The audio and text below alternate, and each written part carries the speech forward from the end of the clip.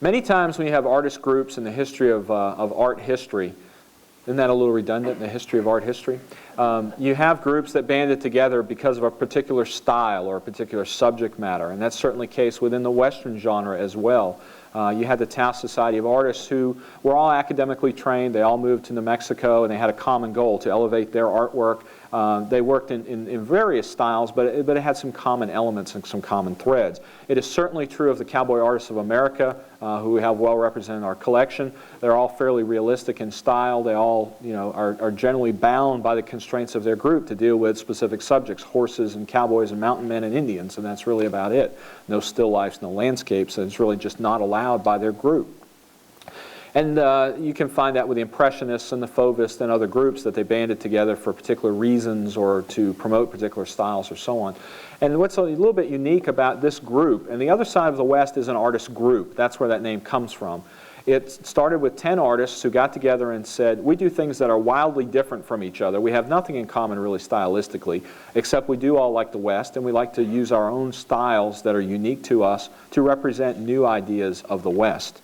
And hence began this group, The Other Side of the West.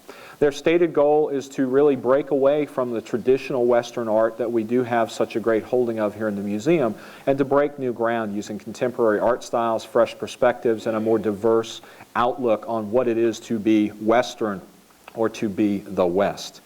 This group has been fairly successful. They started in 1998 with a lunch conversation between Jim Knopf, who we have represented in the Booth collection, and Maria Scharlin, who has been very involved in activities trying to promote women artists. She was the first and founding president of the American Academy of Women Artists.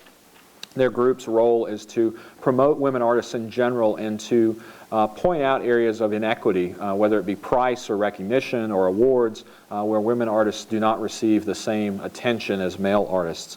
And she's brought that same kind of zeal to this group, although it is a male-dominated group, interestingly enough.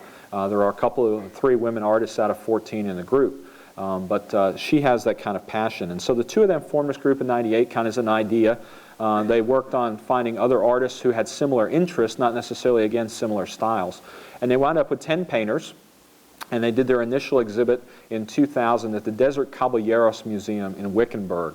And Wickenburg's not a very large town. It's probably not a whole lot bigger than Cartersville, but they have a really fabulous museum there. It's probably maybe a third the size of our museum, but they do some fabulous exhibits, some really cutting-edge stuff, and working with the Arizona Council for the Arts, have some great exhibits, and this was an example of one that they put together. And it was very successful. The reaction was terrific, and the Arizona Council for the Arts then toured this exhibit around Arizona. It was actually at the airport. They have a gallery at the airport in Phoenix for a while, and some other venues throughout Arizona. For various reasons, there have been a couple of artists who have dropped out in the process of this group going along, as happens with any group. Their goals did not coincide with a couple of folks. The logistics of putting together a show didn't work for some people. But in 2001, based on the success of this tour of Arizona, Smith Kramer, which is a touring exhibition company that we work with, and they rent basically art exhibits and tour them around the country, had signed a contract with this group to tour now this show around to venues throughout the United States. And this show has now been out on the road close to 3 years. We're actually close to being one of the last venues before it will be broken up and go back to the owners and not be on exhibit anymore, so we're lucky to have it. And we thought it would be so popular with our audience and relate so well to our collection that we have actually double booked this show. Instead of a normal 8 or 10 week booking, it'll be here close to 19 weeks. And so we really want to give everybody a chance to see it. Press interest in the show has been very good. We've had some mentions in Atlanta Magazine, in Georgia Guide Magazine, and some other publications. We're hoping to get even more as the show runs. Southwestern Arts promised us to make a mention of it in their next issue, and so on. But to get us started and kind of give us a feel for kind of what this group's about, I thought we might like to see a quote. And this is from our friend Tom Ross, who was our featured artist for our Cowboy Symposium back in October. A lot of you may have got a chance to meet him. Tom says, "I think the genre of traditional Western painting is a dull one that has not evolved in the past 50 years. What's he saying? Boring. Boring. What he would say is what you find in most traditional Western museums is boring. It's cowboys, it's Indians, it's mountain men's. You know, I've seen it once, I've seen it 100 times. You know, unless it's somebody really outstanding like a Remington or a Moran or a Bierstadt or a Russell, been there, done that. And that in their impression, too many of the artists today are still just trying to do that same thing over and over again. And Jim Knopf and Tom Ross and I have talked about this. If you're going to tackle the same subject that Russell's done and that Remington's done and other great Western artists have done, really, what kind of ego does it take to think you're going to do it as well or better than they did and you're going to bring something new to it? I mean, if you're going to try to do it the same way that they did it, what's the point, really? And, I'm not saying that is certainly our opinion at the museum, but I'm talking about these artists and why they've banded together and what they're doing as a group. So that statement just kind of establishes a little bit of their thinking. And Tom is a new member of this group. The show that has been touring that Smith Kramer's had going around the country had 10 artists that were essentially part of the original group with a couple exceptions. And since then, while the exhibit has been touring, the group has been continuing to grow. And they've added 4 or 5 new members. And one of those is on the fence, so we're not sure if he's in or out. And a whole other story we can go into another day. But 4 of the artists who are definitely new members of this group, 2 of whom are representing our collection, that's Tom Ross and Donna Howes, as well as in the original formation of this group, they were strictly going to deal with painting. And they've decided that, to have a more well-rounded group, they ought to invite a couple of sculptors to be involved. And so Lincoln Fox and Denny Hask have been invited to be part of the group. And we thought, since we had double-booked the exhibit, it's going to be here for a while, there's a couple of new members that are in our collection, that we ought to expand the show a little bit, and we had the space, debatably. We think we got it all jammed in there. It's going to be a tight show, but I think it's really going to add to the impression of the show. So we invited these 4 new members who were not part of the touring show to send us work to include in the show, and they all agreed. So we have added 3 pieces of Tom Ross's work, 3 pieces of Donna Howes' work, 3 of Lincoln Fox's, and 4 of Denny Hask's work that will only be on exhibit here as part of the show. So if you went to see this at another museum somewhere in the country, those pieces would not be on exhibit. And I think that's really going to add to the show for us. So let's talk a little bit more about this group and what they're doing. Their idea is to do something new. And they are looking for ways to get that publicized and to get their views out. And probably one of the biggest annual art events within Western art is the Cowboy Artists of America show that happens every year in October at the Phoenix Art Museum out in Arizona. And typically they have 1,000, 1,200 Western art collectors who show up for a weekend. They stay at the Ritz-Carlton in Phoenix. The exhibits at the Phoenix Art Museum. They have events related to their art. Occasionally they have lectures, that sort of thing. They have an artist dinner. And then they have the show. And when you go to the show, there's a couple of 100 pieces of art for sale. They're pre-priced. There's a box. You put your name in the box if you want to buy it. And they sell a couple $1 million worth of artwork off the walls in about a 2.5-hour period. And it's a big shindig. There are similar shows that go on to Cowboy Hall of Fame and the Autry Museum, which just happened a couple of weeks ago, and we were successful in purchasing a painting at that show, which you'll hear more about when Jim does new art added to the collection next month when we have Art for Lunch. But the group decided, hey, what better venue to showcase us than if we were to do an art show the same weekend in the same town that the Cowboy artists do their show.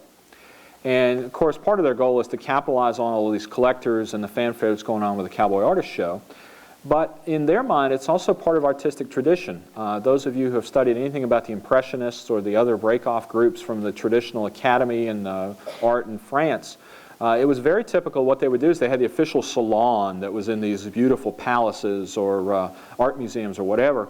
And the Impressionists would set up tents across the street and they would show their artwork, and it was an alternate show. And it would say, hey, yeah, that's fine, that's old, that's traditional, if you like that, great. But come look at what we're doing. It's new, it's different, it's fresh, we think we're exciting.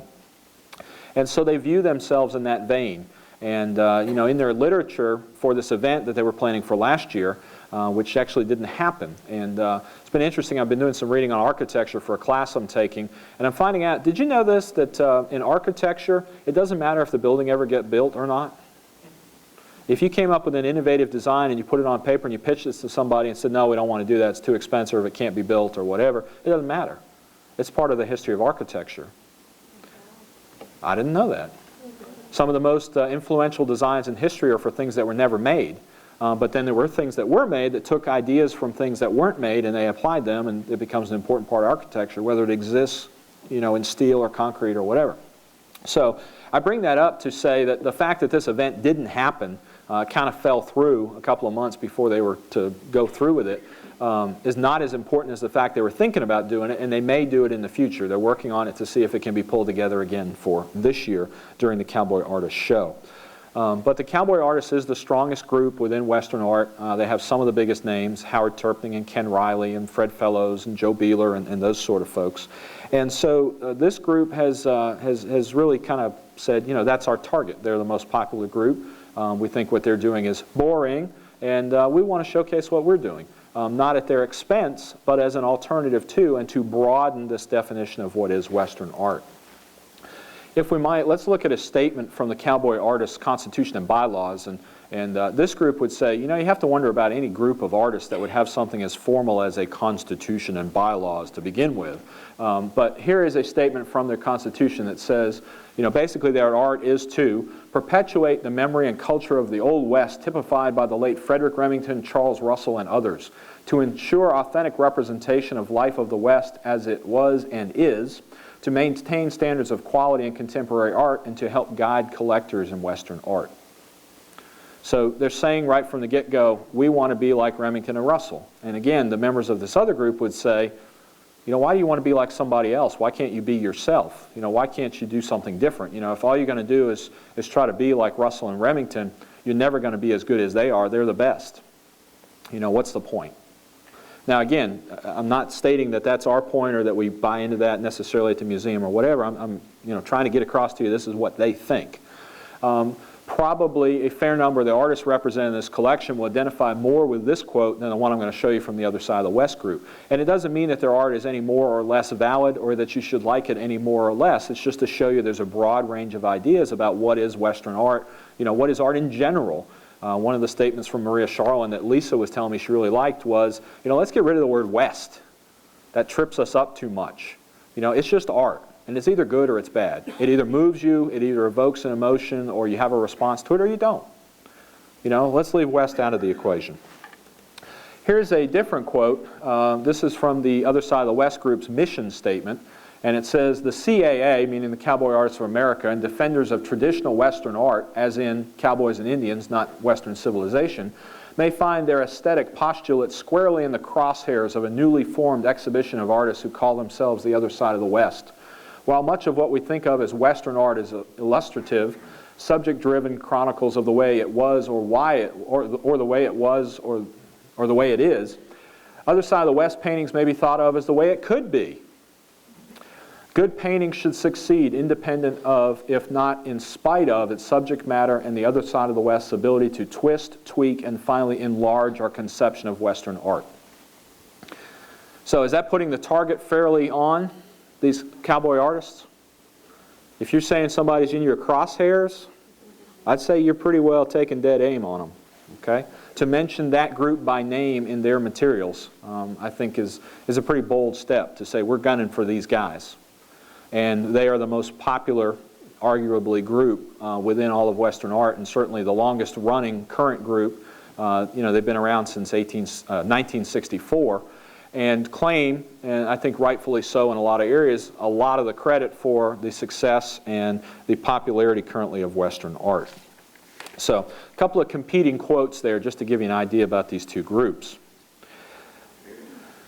As I mentioned, the criteria for being in this group started out fairly simple. Number one was you had to be a painter, and they've since dropped that, so instead of 3 criteria, we're down to 2. Number one is the artist must already be established with dealers, collectors, journalists, etc. So basically no beginners. What they're looking for is not people who are going to come into the group and have their reputation elevated by being part of the group. They want people who already have their own reputation, already have their own base of collectors and galleries and so on, that are going to add to the group by bringing themselves to the group rather than the group elevating them. And again, I think that's a little different maybe than the cowboy artists, because the cowboy artists are so popular and so many of their long-running names are so popular that there's also almost a rush when they induct a new member in the cowboy artist that somehow elevates his status as an artist, and collectors now have to collect him because he's in the group, especially if they're making a collection of every one of that group. The second criteria is that they must have refined a unique and individual contemporary vision of the West. So that's it. All right? You got to have your already established reputation, and you have to have a unique and individual contemporary vision of the West. That's what they look for in terms of inviting folks to be part of their group. So we've talked about the group in general. Now let's kind of meet the members of the group. This is Miguel Martinez. And he grew up in Taos, New Mexico, of course, very much known for its art and the Taos Society of Artists. And his main subjects are women, and mostly Hispanic. Interestingly enough, he does not use models. His artwork comes particularly and solely from his mind and his creative spirit. And he really says, I like to create women that look like they could almost breathe. When you look at the canvas, they look like they're living, breathing human beings. And he's particularly attracted to a very early period when the Spanish first came to Mexico, and you had the interplay of the cultures of the natives of Mexico with the Spanish and the various cultures that were derived by the intermarrying of these groups. And this is really one of his main areas. His father died at 3 years old, and his mother raised him, and he credits that with some of his inspiration for why his subjects are women. Of course, he grew up in a single-parent home. And he's one of the younger artists, and in fact all of these artists are generally within the range of artists' ages, particularly within our collection. They're all young. These folks were all born, say, between 1942 and 1955. So they're late 50s, early 60s in some cases, and that's young among artists. The average age of an artist in our collection is probably well above 70. And so even folks in their young 60s are young by artistic standards. Does that make everybody out there feel good? Yeah, okay. Next up is Jim Knopf. And of course we know him from his Buckle Brigade painting that's in the Booth collection. And then here's one of his that's in the Other Side of the West show that'll open next week. This is called Nexus. And as we go through, I'm not going to talk a lot about the art or try to explain it to you because I can't. I'll just tell you plain and simple. There are some things that are going to be a little bit strange or a little bit new age about some of these. And if you have time, Liz, our librarian, has pulled a reading list. We do have some books on some of these artists, or at least books that they're mentioned in. And if you're more interested in finding out some of the meaning, behind their paintings or why they do what they do, certainly I would encourage you to delve further into that. The brochures that you have a little bit about that. And I'm probably going to give you a little more biographical information. Where I do know some things, I'll try to throw those in. But Jim Knopf was born in 1948 in Colorado and grew up in California. He went to school at the University of Northern Arizona. While he was there, he traveled the back roads, interacting with a lot of the Indian and native cultures in that area, as well as exploring Arizona's ghost towns and mining towns of northern Arizona. He's had a number of careers. He also studied at the University of California, where he studied with a number of avant-garde artists, including Bruce Nauman, who's really a well-known name in contemporary art if you go to some modern art museums. But he did a lot of different things, and that's true of several of these artists, that they haven't been artists their whole lives. They've done a lot of other jobs to make a living, and he only began painting full-time in 1994.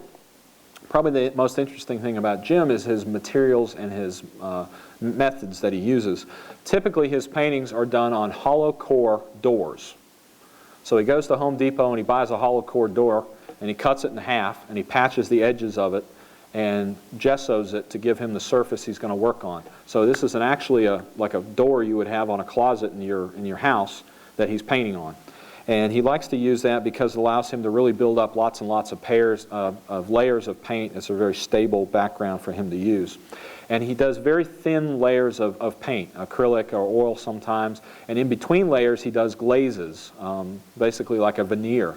And he just builds and builds and builds up those layers until it looks like that the image is just floating within the painting. Gives you that 3D effect. You certainly see that in the Buckle Brigade painting here in the Booth collection. And I believe you will see that same effect in these other paintings. He also, when he gets all done, likes to put another coat of veneer on there and then basically take a towel and just kind of rub it all over the surface. And if you look at the painting, you'll see there's a very textural, swirly kind of finish on top. And he's doing two things. One, he's giving it the kind of the look that he wants with that surface and that texture. The other thing is he's wiping away any brush strokes that may be there. He wants to erase the evidence of what he was doing with his brush and other materials. So very interesting in terms of his materials and technique. And Jim will be here May 20th. We will have him here for a lecture, and we're looking forward to having him. We thought it was important to have one of the founders of this group come and speak for themselves. I'm kind of putting myself in that role a little bit today, but we'd like to hear it from the horse's mouth, so to speak, so he'll be here in May. This is Ann Coe, and Ann Coe was born in Nevada in 1849, and she's a very conservationist-minded person, much of a naturalist, and that's certainly reflected in her artwork. And she really likes to explore the relationship between the wild desert and the unsettled areas still that remain of the West, and then the settled areas where you have subdivisions and golf courses and developed areas. And so she's really making a comment on this here, I think, with one called Suburban Ranchette. You know, here's our lovely ranch-owning lady, or the lady of the house, and her pool, and you know, her gated area on her horse with her colorful umbrella. But just beyond the wall, we have the desert and the mountains, and how do those coexist? And I think that's really an important conversation that's going on out west. She's also multi-talented in other areas. She has degrees from Arizona State University at the bachelor and master's level. She worked doing mural designs as a commercial artist for McDonald's and Warner Brothers and others in the 80s. She was also the arts producer at KAET Television in Phoenix. And currently she has a painting studio in Apache Junction, Arizona, and she's also a faculty member at Arizona State. This is one of the more interesting artists in terms of a character and a personality in this show, and certainly had a reputation long before this group was formed, and that's J.D. Challenger. Challenger was born in Oklahoma in 1951 and has primarily been a painter of Native Americans over the last 20 years, and certainly earned a reputation for his work. He grew up wanting to learn to paint and observing and spending a lot of his free time drawing and doing other things, but also interacting with a lot of the Native Americans who lived around the area in Oklahoma where he grew up. He eventually moved to New Mexico, and in his book that we have in the library, Liz could show to you, in his biography he talks about how he had an old broke-down Ford pickup truck, and he used to make a living by going into Phoenix and buying crates of oranges and apples and fruits and taking them out to the pueblos and selling them on the reservations and to various areas where Hispanic-themed areas or Native American areas. And when he and his wife got married to make a living, they bought a car and they decorated it up as a peanut, and they used to go sell peanuts at softball games and this kind of thing, just to earn enough money so he could afford to buy paints and do painting, and really struggled for a long period of time until he kind of really hit his stride and became well known for what he's doing now. He says in his early days he was very reluctant to show his work to Native Americans because he didn't want to offend them. He respected them so much and then wanted to revere them in his art. And so he finally got up the nerve and showed it to some folks. And one of the people he showed it to was a holy man, and the holy man said, "You have been chosen. It's in your spirit. It's your job to go and tell our story." And so he's taken that as a charge ever since. One of the quotes that we looked at, some possible quotes to include in the gallery, was one from him that said, "I'm not interested in telling the white man's story. It's been told plenty. I'm interested in telling the Native American story in my artwork," and certainly that's what he does. Up next is Ben Wright. This is the painting that's on the cover of the brochure that you have. This is called Black Elk and Jackson. Who does Jackson refer to? Jackson Pollock, certainly. Certainly the background of this painting is very reminiscent of, say, Autumn Rhythms or other work by Jackson Pollock, who was in fact a Westerner. Does that make him a Western artist? That's one of those we could debate for a while. Certainly his work is included in a couple of important Western collections. Pollock grew up in Cody, Wyoming. But Ben Wright was born in Lynchburg, Virginia. So who knew? He is of Cherokee descent and may also have some Comanche Indian ancestors as well. He currently lives in McDade, Texas, and he specializes in trying to portray the beliefs and the mysticism of North Americans Indians. He says, "I have been able to explore the depths of the ancient plains cultures both visually and psychologically. This knowledge has shown me in the new age of awareness and self-realization the beliefs and guidance of the old ways still apply." He also has served as artist in residence at the Remington Museum in Ogdensburg, New York. So talk about a kind of a juxtaposition. Here's this guy who's a member of a group who says they don't respect a group that's following the traditions of Remington, and he's showing up being the artist in residence at the Remington Museum. So wouldn't that have been a fun one to be at and talk to? Very interesting. This one is John Axton, and down there at the bottom, it's almost black, but that is actually part of the painting down there. at least part of the way down. And John Axton was born in 1947, grew up in southern Illinois. He also lost his father at a very young age. His was to the Korean War. And he got to, and his brother also went blind at an early age. So he had several tragedies in his life that he thinks influence his art, or at least the critics think influence his art. And they call his imagery sparse and haunting. He went to Southern Illinois University and then became a commercial artist. He worked in an engraving business in Denver, and in 1979 he moved to New Mexico. And there he was inspired by the landscape, the Native Americans that he saw in the Taos area, to become a full-time painter. And in the 1990s he briefly moved to New York City. He then tried Livingston, Montana, two totally different ends of the spectrum, and eventually came back to New Mexico and now lives in a studio loft apartment behind his ex-wife's art gallery in Santa Fe. At least two of the paintings in the collection are very similar to this. This one is called Monterey Bay, and we had some debate when we were unwrapping these. Is that really the ocean or not? Is that a seascape or is it something else? And I guess if it's Monterey Bay, that kind of settles the question. Although, again, you have to read into some mysticism and what is he trying to say about that in these pieces. So, in the words of our gallery friend Nidra Matucci, some of these works are challenging in that we're not sure what they are doing. But you either like it or you don't. And in some ways they would say that's fine. All we're trying to get is some kind of response from you as you view these pieces. Here's one of our favorites in the Booth collection, Red Vest by David DeVary, that we know fairly well from our Modern West gallery.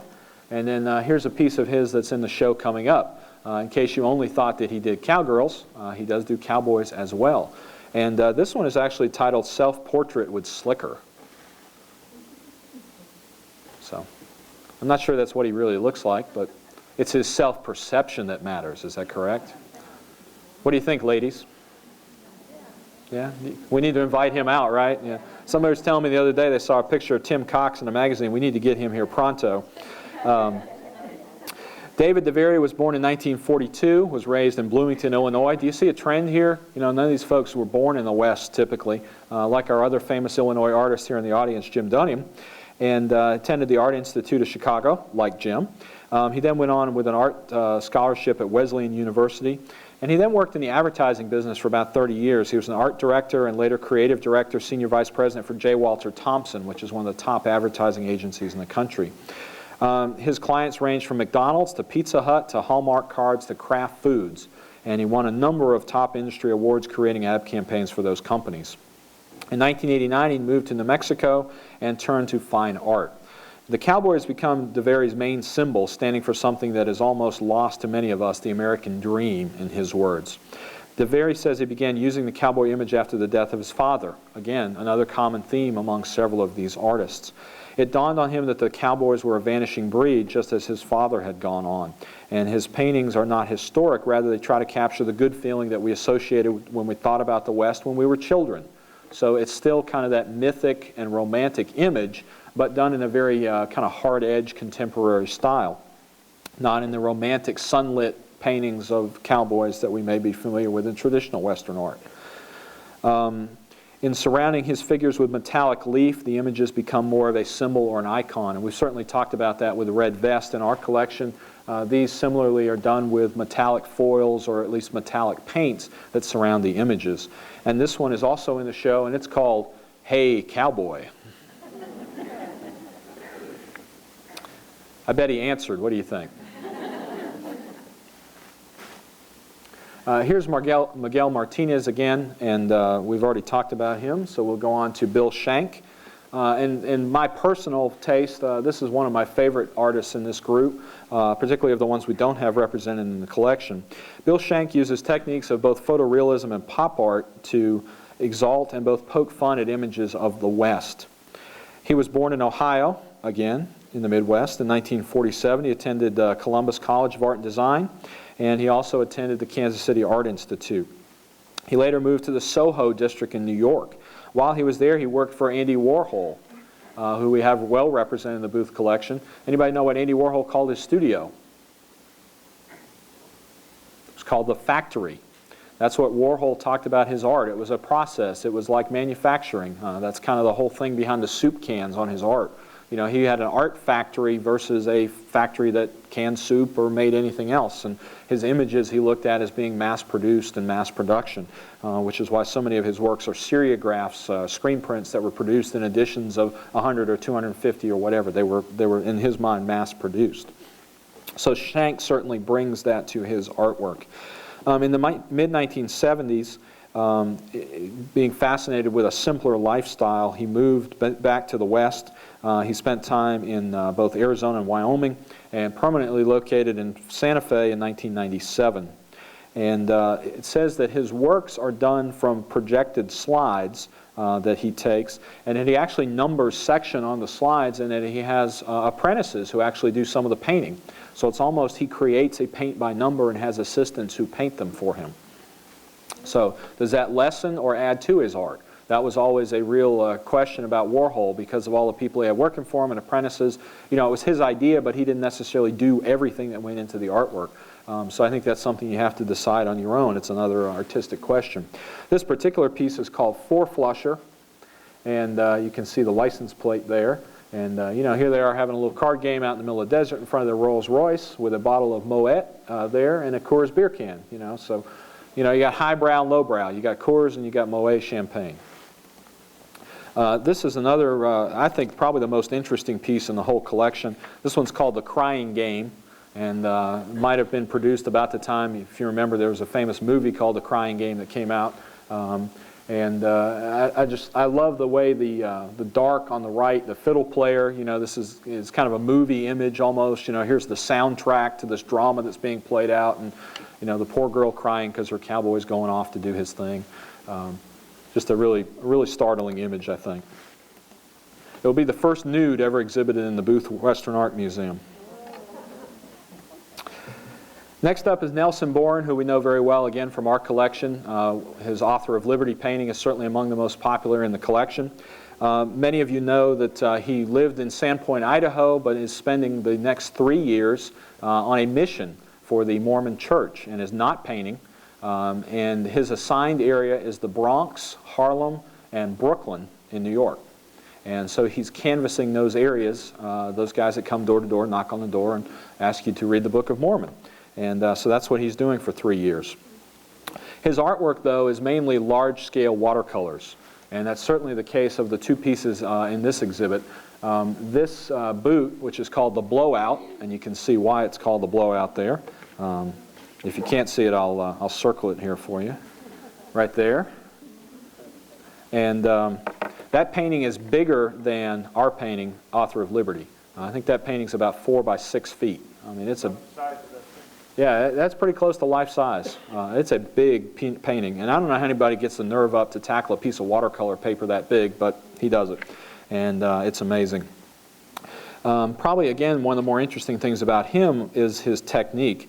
He creates highly rustic and textured Western figurative paintings in watercolor. Achieving his textured effects, he uses wire bristle brushes, razor blades, a carpet layers tools, and other implements he has devised to make the texture in the paper and with the watercolor. He poses subject from nearby farms and ranches, photographs them, and then paints the watercolors from the photographs, wetting the paper heavily and allowing the wrinkles to catch the paint in their depressions. If you look at his paintings, you'll see real wavy lines around the edges of where they're framed. They're a nightmare to frame. Eric and James can tell you about that. But it's because that the paper is so wet, it just naturally kind of wants to wrinkle and fold, and you do the best you can with it. He had a background in architecture, actually. He graduated summa cum laude from Arizona State University in architecture in 1978 and had a very successful architecture business in Mesa, Arizona up until 1990 when he decided to become a painter full-time and he moved off to Idaho. So he's been painting about 12 or 13 years full-time. He's established a pretty good following and reputation. He's now off on this mission trip, and it remains to be seen what will happen to him in art terms when he comes back from that and tries to get back into the mainstream again. You know, in my mind, it would just create demand that there aren't that many paintings of his out there, and if you like his stuff, when he comes back, you'll want one. There are other people who think, you know, he may fade from the landscape slightly and may have a hard time getting going again. Remains to be seen. Next up is Donna Howes Sickles, again representing our collection with Not Without Its Ups and Downs, the lady who looks so happy to be thrown through her death. This is one of her paintings that's in the collection. This one's called Too Close to Tell. Donna's work probably has the most mythological and symbolic overtures and meanings of anybody we have in the collection. If you read the book on her, you get all kinds of takes from various folks about what these little square shapes and what the apples mean and why there's animals and all this kind of stuff. And even the titles, you know, Too Close to Tell, what does that mean? You know, she's throwing apples over her head. Is that William Tell, like somebody's going to shoot one of those apples in midair? You know, I don't know. We had to question whether we had the right titles on the right pieces for some of these upstairs when we were working this out. But her main subjects date back to 1972 when she was a college student, and someone gave her a hand-tinted postcard of a cowgirl, and on it said, "Greetings from a real cowgirl," and it was somebody all dressed up in a vintage costume. And to her, those cowgirls didn't seem real. She really was attracted by the kind of real, non-real, you know, mythic movie kind of things about that. And turned out that these women were real. In the teens, 20s, even around the turn of the century, women were very involved in rodeo. They did ride broncs and bareback, and they rode bulls, and were very much a part of the Western Wild West shows and rodeos that toured the country. And she since found out that there were real women who were involved in these pursuits. Somewhere in the late 20s, 30s, somehow then it was no longer acceptable for women to be involved in these pursuits. But in talking about her art, she says, her works are mixed media paintings or on paper or oil on canvas, and she creates cowgirls who are shamelessly happy. Her noble and blissful women, whether alone or in groups, are always smiling and are surrounded by the animals they love. The animals provide a dimension of mythology, symbolism, adding an exciting layer to her work. Very interesting. Here's our buddy Tom Ross, his Doc Holliday painting we know very well. And here's one of the ones that are actually going to be in the show. And for Tom, we didn't actually have to get him to ship any work here because we had 2 or 3 pieces already that were owned by a couple of our board members. And this is one of those. And will actually be included in a temporary show we'll be sending out to other museums. And this one I love. It's called Run, Butch, Run. Run, Butch, run. And so I'll very short on Tom. Most of you got to meet him when he was here. Grew up in San Francisco in the 50s. Was very interested in television. Is a Western history nut. Has studied a lot about it. Yet chooses to portray his figures in very disjointed and disfigured styles. It's just his thing. His figures are larger than life. You see, we look up at them, they're so big, and we get that perspective. One of the interesting things he talked about in his lecture here was about the use of these shadows, and in some ways it's like those little army men used to play with. They have the little flat platforms on the bottom that let them stand up. That's kind of what the shadows are for these guys if you look at it from a form standpoint. But fun stuff. And then let's get to a couple of the sculptors that are in this collection. This is Lincoln Fox. He was born in 1942 in Arkansas. Had been living in New Mexico for about 20 years when in 1990 he and his wife moved to Colorado to be surrounded by vineyards, ranches, and orchards in a valley of snow-capped mountains. Wouldn't we all like to be there? The area's beauty and tranquility have provided inspiration for his creativity. He holds 2 master's degrees and continues to do private studies with various sculptors in Europe, the Mediterranean, and Mideast and Africa. He also teaches sculpting workshops on a regular basis at the Scottsdale Artist School in Arizona. Some of his sculpture commissions include a 17-foot piece for the Albuquerque International Museum, an 18-foot piece for the Fine Art Museum of Albuquerque, a 23-foot piece for the University of Texas, and a 14-foot piece of President George Bush over in Montgomery, Alabama. Maybe we could ride over and look at that one day. He also has done a lot of regular size pieces, which is what you'll see in the collection. This particular one is a pretty good sized tabletop piece. This is called Harmony. And you know, here you see an elk, wildlife of some type, with a Native American who's playing his flute. And the animal is unafraid. They're intertwined both in form and spiritually. And it's a very interesting piece. I think you'll enjoy looking at it. And finally on this roster of artists is Denny Hask. This is a piece of his called Respect for Grandfather. And this has just been acquired by the museum. It was donated by a family named the Millars down in Atlanta, who donated several pieces to us for our collection, including the large bald eagle that's up in the President's Gallery, if you've seen that. Also, there's a new J.N. Muir piece called The Saber, which is a painted piece up in the Civil War Gallery. All of those came through the same family. And this particular piece we really wanted to have so we could include it in the show. We were not sure if we'd be able to get him to send us some work or not, but we were able to get him to send us 3 pieces. And this particular one is called Seeking the Ancients.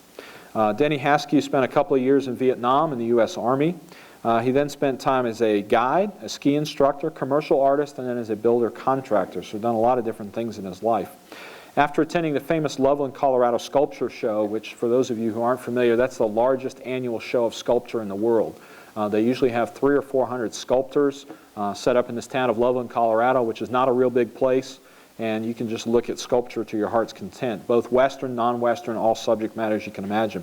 But after attending that show, he decided to move there to Loveland. There are a number of sculptors who make that their home, including our own Mark Hopkins, who's from here in Bartow County, and who some of you have visited his foundry in Rome.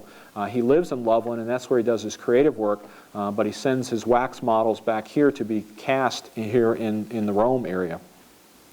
Being in that Loveland area really influenced him in becoming a sculptor. He worked with a number of well-known sculptors, including Fritz Wright, who's represented here in the Booth collection, Dan Ostermiller, Kent Olberg, and Glenna Goodacre, who are some of the best-known names in contemporary sculpture. Within a few years, he began getting his own commissions, and by 1994, he got his first monumental commission. He is a member of the Citizens Band of the Potawatomi Indians of Oklahoma, and therefore feels it's only natural that a lot of his subject matter represents the spirit and nature of Native American culture. So that's a quick run through the artists that are in the Other Side of the West show. And if you have any questions, I'd love to take them. We are really excited about opening this show next Thursday night. Again, tell all your friends and neighbors, come on. It's going to be a fun time with the artists being here and opening those 2 shows. Do we have any questions? And could we have the house lights up when you get a second? Oh, okay. Seems dark down here. Anybody have any questions? We have a door prize.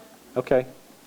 Mark Hopkins, why did he choose that area aside from his talent? Did he not have financial influence there? Choose what area? I'm not sure what you're talking about. Oh, for Rome? Why is his foundry in Rome? No, you said he had settled. He lives in Loveland, Colorado. Why does he live in Loveland, Colorado? I think the same reason that Denny Hask went there, which there are other sculptors there, and I think they really feed off each other, as well as it's just a really lovely place to live, being up in the Rocky Mountains and being surrounded by Western influences, since that's the type of artwork that he wanted to do, being located there where the big show is. And I think it's just a very nurturing environment for sculptors, and that's why there's so many of them that live in that particular town. It's almost like an artist colony. And there's also several foundries there, which he does not take advantage of, but some of the others who do, they have their foundries right there in town also. He had his foundry already established here in Rome before he moved here, so I think he decided to just leave it here. It was no big deal. He could ship them back and forth. He could do his work there and still have it made here.